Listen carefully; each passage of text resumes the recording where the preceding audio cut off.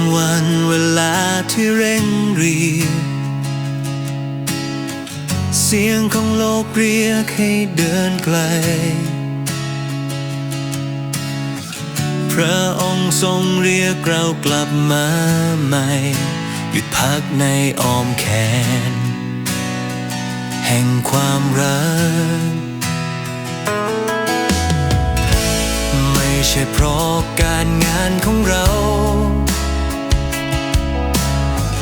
ไม่ใช่ด้วยกำลังเรียวแรงใด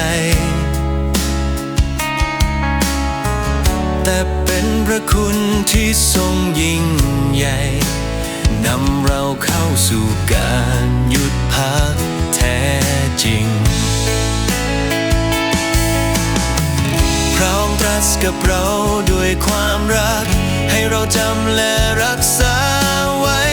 วันสะบาโตที่ทรงตั้งไว้เป็นพันสัญญาไม่เสื่อมคลายเจ้าทั้งหลายจงรักษา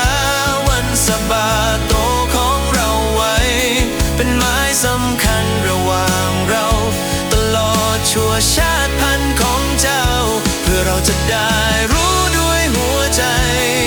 ว่าพระองค์คือพระเจ้าผู้ทรงกระทำให้เราบริสุทธิ์ด้วยพระคุณและความรัก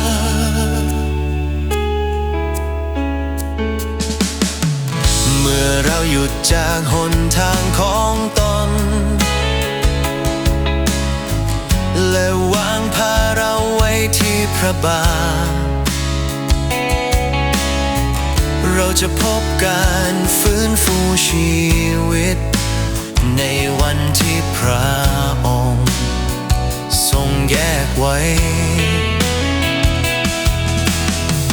ไม่ใช่เพียงวันหนึ่งในสัปดาห์แต่เป็นการเชื่อฟังจากหัวใจเราขอถวายทั้งชีวิตนี้เพื่อดำเนินในน้ำพระทัยเจ้าทั้งหลายจงรักษาวันสะบาโตของเราไว้เป็นหมายสำคัญระหว่างเราตลอดชั่วชาติพันธุ์ของเจ้าเพื่อเราจะได้รู้ด้วยหัวใจ